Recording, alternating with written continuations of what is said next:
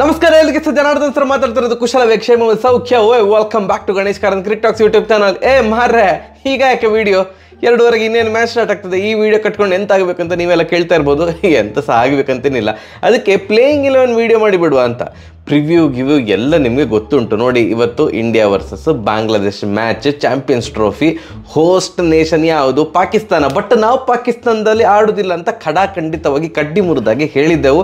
And ನಿಮಗೆ ಗೊತ್ತುಂಟು BCCI ಯಾವ ಒಂದು ಸ್ಟ್ರಾಂಗ್ ಪೊಸಿಷನಲ್ಲಿ ಉಂಟು ಅಂತ. ಸೊ ICCಯಲ್ಲಿ ಸಹ BCCI ಹೇಳಿದ್ದೆ ನಡೆಯುವುದು. ಸೊ ಆದ್ದರಿಂದ ಭಾರತ ಏನು ಹೇಳಿತ್ತು, ನಾವು ಚಾಂಪಿಯನ್ಸ್ ಟ್ರೋಫಿ ಆಡಬೇಕು ಅಂತಿದ್ರೆ ನಾವು ದುಬೈಯಲ್ಲಿ ಆಡ್ತೇವೆ, ನೀವು ಬೇಕಿದ್ರೆ ಅಲ್ಲಿ ಬಂದು ನಮ್ಮ ಎಗೇನ್ಸ್ಟ್ ಆಡಿ, ನಾವಂತೂ ಪಾಕಿಸ್ತಾನಕ್ಕೆ ಬರೋದಿಲ್ಲ ಅಂತ. ಕೊನೆಗೆ ಅದು ಸಮ್ಮತಿ ಸಿಗ್ತದೆ ಅಂತ ಎಲ್ರಿಗೂ ಸಹ ಗೊತ್ತಿತ್ತು. ಈಗ ದುಬೈಯಲ್ಲಿ ಆಗ್ತಾ ಉಂಟು ಇವತ್ತಿನ match, India versus Bangladesh champions ಟ್ರೋಫಿಯ ನಮ್ಮ ಮೊದಲ ಪಂದ್ಯ.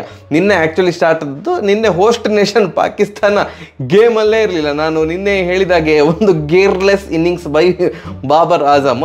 ಇವತ್ತು ನಮ್ಮದು ಪ್ಲೇಯಿಂಗ್ 11 ಯಾವ ಥರ ಇರ್ಬೋದು? ಸಿಂಪಲ್ ಶೂವರ್ ಶಾಟ್, ಈಸಿಯಾಗಿ ಹೇಳ್ಬೋದು, ಎಂಥವನು ಬೇಕಾದರೂ ಸಹ ಹೇಳ್ಬೋದು ಪ್ಲೇಯಿಂಗ್ 11 ಯಾವ ಥರ ಇರ್ಬೋದು ಅಂತ. ನನ್ನ ಪ್ರಕಾರ ಇದೇ ಪ್ಲೇಯಿಂಗ್ 11 ಇರ್ತದೆ, ಇದೇ ಇರಬೇಕು. ರೋಹಿತ್ ಶರ್ಮಾ ಮತ್ತು ಗಿಲ್ ಓಪನಿಂಗ್ ಕಾಂಬಿನೇಷನ್, ಅದಾದಮೇಲೆ ಕೊಹ್ಲಿ ಅವರು ಬರ್ತಾರೆ 1 ಡೌನು, ಅದಾದಮೇಲೆ ಶ್ರೇಯಸ್ ಅಯ್ಯರ್, KL ರಾಹುಲ್. KL ರಾಹುಲ್ ಅವ್ರನ್ನ ದಯವಿಟ್ಟು ನಂಬರ್ 5ಅಲ್ಲಿ ಆಡಿಸಿ, ಅಕ್ಷರ್ ಪಟೇಲ್ ಅವ್ರನ್ನೆಲ್ಲ ಕರೆಸೋದು ಬೇಡ, ಅಷ್ಟೆಲ್ಲ ಎಕ್ಸ್ಪೆರಿಮೆಂಟ್ ಬೇಡ. KL ರಾಹುಲ್ ಆದಮೇಲೆ ಪಾಂಡ್ಯ ಆದಮೇಲೆ ಜಡೇಜಾ ಮತ್ತು ಅಕ್ಷರ್ ಪಟೇಲ್. ಓ ಮೈ ಗಾಡ್, ನಂಬರ್ 8 ತನಕ ಬ್ಯಾಟಿಂಗ್ ಮಾರ ನಮ್ಮದು. ಇದು ಡ್ರೀಮ್ ಬ್ಯಾಟಿಂಗ್ ಲೈನಪ್. ಯಾವುದೇ ತಂಡದಲ್ಲಿ ಈ ರೇಂಜ್ಗೆ ಬ್ಯಾಟಿಂಗ್ ಡೆಪ್ತ್ ಈಗ ಅಂತೂ ಸದ್ಯಕ್ಕಂತೂ ಇಲ್ಲವೇ ಇಲ್ಲ. ಫ್ರೀಕಿಂಗ್ ಅಮೇಝಿಂಗ್ ಬ್ಯಾಟಿಂಗ್ ಡೆಪ್ತ್ ನಮ್ಮ ತಂಡದಲ್ಲಿ ಉಂಟು. ನಂಬರ್ 8ಅಲ್ಲಿ ಅಕ್ಷರ್ ಪಟೇಲ್ ಬರೋದು ಅಂತಂದರೆ ಜಸ್ಟ್ ಇಮ್ಯಾಜಿನ್. ಅದಾದ ಮೇಲೆ ಇನ್ನೊಂದು ಸ್ಪಿನ್ನರ್ ಕುಲ್ದೀಪ್ ಯಾದವ್, ಅದಾದಮೇಲೆ 2 ಫಾಸ್ಟ್ ಬೌಲರ್ಸ್ ಶಮಿ ಮತ್ತು ಹರ್ಷದೀಪ್ ಸಿಂಗ್. ನೀವು ಹೇಳ್ತಾ ಇರ್ಬೋದು, ಶಮಿಯಾ ಹರ್ಷಿತ್ ರಾಣಾ ಅವ್ರನ್ನ ಆಡಿಸೋದಿಲ್ವಾ? ಗಂಭೀರ್ ಅವರು ಐ ಹೋಪ್ ಅಟ್ಲೀಸ್ಟ್ ಚಾಂಪಿಯನ್ಸ್ ಟ್ರೋಫಿಯಲ್ಲಿ, ಈ ಥರ ಒಂದು ICC ಟೂರ್ನಮೆಂಟಲ್ಲಿ ಎಕ್ಸ್ಪೀರಿಯನ್ಸಿಗೆ ಜಾಸ್ತಿ ಒಂದು ಪ್ರಾಧಾನ್ಯತೆ ಕೊಟ್ಟು ಶಮಿ ಅವ್ರನ್ನ ಆಡಿಸ್ತಾರೆ ಅಂತ ಅಂದ್ಕೊಂಡಿದ್ದೇನೆ ನಾನು. ಹರ್ಷಿತ್ ರಾಣಾ ಅವ್ರನ್ನ ಆಡಿಸಿದರೆ ಶಮಿಗೆ ಒಂದು ಗರ್ವಭಂಗ ಅಂತ ಹೇಳ್ತಾರಲ್ಲ, ಒಂದು ಈಗೋ ಹರ್ಟ್ ಆಗ್ಬೋದು ಮರ. ಇದೆಂತ ಮರ, ನಾನು ಇಷ್ಟು ವರ್ಷ ಇಷ್ಟು ಕಿತ್ತು ದಬಾಕಿದ್ದೇನೆ, ಹರ್ಷಿತ್ ರಾಣಾ ಒಂದು 3-4 ODI ಆಡಿ ಡೈರೆಕ್ಟ್ ICC ಒಂದು ಟೂರ್ನಮೆಂಟಲ್ಲಿ ನನ್ನನ್ನು ರಿಪ್ಲೇಸ್ ಮಾಡಿ ಹಾಕಿದ್ದ ಅಂತ ಅನ್ನಿಸ್ಬೋದು. ಸೊ ಶಮಿ ಅವ್ರನ್ನ ಆಡಿಸ್ಬೋದು. ಹಾಗೆಯೇ ಈಗ ಏನು ವರುಣ್ ಚಕ್ರವರ್ತಿ ಒಂಥರ ಮಿಸ್ಟ್ರಿ ಸ್ಪಿನ್ನರ್ ಹಾಗೆ ಹೀಗೆ ಅಂತ ಇದ್ದರೂ ಕೂಡ ಒಬ್ಬ ಲೆಗ್ ಸ್ಪಿನ್ನರ್ ಆಗಿ, ಲೆಫ್ಟ್ ಆರ್ಮ್ ಚೈನಾಮೆನ್ ಬೌಲರ್ ಆಗಿ ಕುಲ್ದೀಪ್ ಯಾದವ್ ಅವ್ರನ್ನೇ ಆಡಿಸ್ಬೋದು. ನಮ್ಮಲ್ಲಿ ರೈಟ್ ಹ್ಯಾಂಡ್ ಸ್ಪಿನ್ನರ್ಸ್ ಈಗ ಇಲ್ಲ. ಪ್ಲೇಯಿಂಗ್ 11 ನೀವು ನೋಡೋದಿದ್ರೆ Akshar Patel left arm off spinner, ಅಂದರೆ ರೈಟ್ ಹ್ಯಾಂಡ್ ಬ್ಯಾಟ್ಸ್ಮನ್ನಿಗೆ ಹೊರಗಡೆ ಹೋಗ್ತದೆ ಅವರ ಬೌಲಿಂಗ್. ಈವನ್ ಜಡೇಜಾ ಕೂಡ left arm off spinner, pitch ಆಗಿ ಹೊರಗಡೆ ಹೋಗ್ತದೆ. ಕುಲ್ದೀಪ್ ಯಾದವ್ ಅವರು left arm leg spin, pitch ಆಗಿ ಒಳಗಡೆ ಬರ್ತದೆ. ಸೊ ಎಲ್ಲ ಒಂದು ಏನು ಕಾಂಬಿನೇಷನಲ್ಲಿ ಫಿಕ್ಸ್ ಆಯಿತು.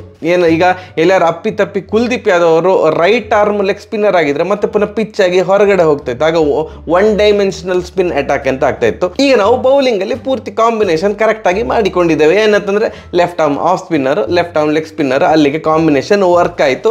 ಬೌಲಿಂಗ್ ಭಯಂಕರ ಸ್ಟ್ರಾಂಗ್ ಉಂಟಂತ ಹೇಳೋದಿಲ್ಲ, ಯಾಕಂತಂದರೆ ಶಮಿ ಹೇಳುವಂಥ ಫಾರ್ಮಲ್ಲಿ ಏನಿಲ್ಲ. ಹರ್ಷದೀಪ್ ಸಿಂಗ್ ಅವರು ಕೂಡ ಒಬ್ಬ ಹೊಸ ಬೌಲರ್. ಸ್ಪಿನ್ ಬೌಲಿಂಗ್ ಡಿಪಾರ್ಟ್ಮೆಂಟ್ ಭಯಂಕರ ಸ್ಟ್ರಾಂಗ್ ಉಂಟು, ಅದರಲ್ಲಿ ಏನು ಡೌಟೇ ಇಲ್ಲ.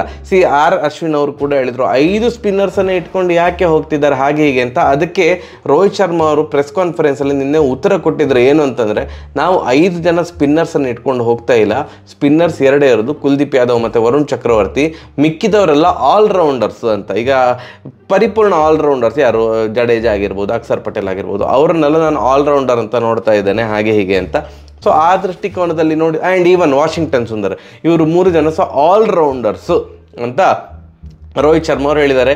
ಬೌಲಿಂಗ್ ಸ್ಟ್ರಾಂಗ್, ಭಯಂಕರ ಸ್ಟ್ರಾಂಗ್ ಇರೋದಿದ್ದು ಸಹ ಟಿಕ್ ಮಾಡಿದ್ದಾರೆ. ಸ್ಪಿನ್ ಡಿಪಾರ್ಟ್ಮೆಂಟ್ ಸೂಪರ್ ಆಗಿ ಉಂಟು. ಬ್ಯಾಕಪ್ ಬೌಲಿಂಗ್ ಆಪ್ಷನ್ಗೆ ಹಾರ್ದಿಕ್ ಪಾಂಡ್ಯ ಉಂಟು. ಸೊ ಒಟ್ಟು 6 ಜನ ಬೌಲರ್ಸ್ ಇರೋದ್ರಿಂದಾಗಿ ನಮಗೆ ಈಗ ಏನು ಟೆನ್ಷನ್ ಏನಿಲ್ಲ, ಬ್ಯಾಟಿಂಗ್ ಭಯಂಕರ ಸ್ಟ್ರಾಂಗ್ ಉಂಟು. ಸೊ ನನಗೆ ಕೇಳೋದಿದ್ರೆ ಈ ಒಂದು ಚಾಂಪಿಯನ್ ಟ್ರೋಫಿಯನ್ನು ಬುಮ್ರಾ ಅವರ ಅನುಪಸ್ಥಿತಿ ಇದ್ದರೂ ಕೂಡ ಭಾರತ ಗೆಲ್ಲಬಹುದು ಅಂತ ಅನ್ನಿಸ್ತಾ ಉಂಟು. ಯಾಕಂತಂದರೆ ಬ್ಯಾಟಿಂಗ್ ಡೆಪ್ತ್ ನೋಡಿ ಡುಮ್ ಅಂತ ಆಗ್ತದೆ.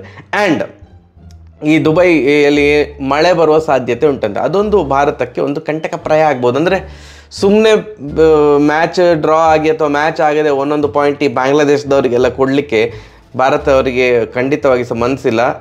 ಆ್ಯಂಡ್ ಬಾಂಗ್ಲಾದೇಶ ಯಾವತ್ತೂ ಕೂಡ ICC ಟೂರ್ನಮೆಂಟಲ್ಲಿ ಇಲ್ಲ ಒಂದು ಸಲ ಸೋಲ್ಸಿದೆ ಬಿಟ್ಟಾಕಿ 2007 2009 ಏನೋ ಒಂದು ಸಲ ಸೋಲ್ಸಿದೆ ಬಿಟ್ಟರೆ ಭಾರತದ ಲೆವೆಲ್ಲಿಗೆ ಬಾಂಗ್ಲಾದೇಶ ಇಲ್ಲ. ಸ್ವಲ್ಪ ಫೈಟ್ ಕೊಡ್ಬೋದು, ಬಟ್ ಭಾರತವೇ ವಿನ್ ಆಗ್ತದೆ ಅಂತವೇ ನಂಗೆ ಅನ್ನಿಸ್ತಾ ಉಂಟು. ಅವರ ಕ್ಯಾಪ್ಟನ್ ಶಾಂಟ್ ಅವರು ಹೇಳಿದ್ದಾರೆ ನಾವು ಚಾಂಪಿಯನ್ಸ್ ಟ್ರೋಫಿ ವಿನ್ ಆಗಲಿಕ್ಕೆ ಬಂದಿರೋದು ಅಂತ. ನನಗೆ ಅದು ಮಾಲ್ ತುಂಬ ಇಷ್ಟ ಆಗೋದು.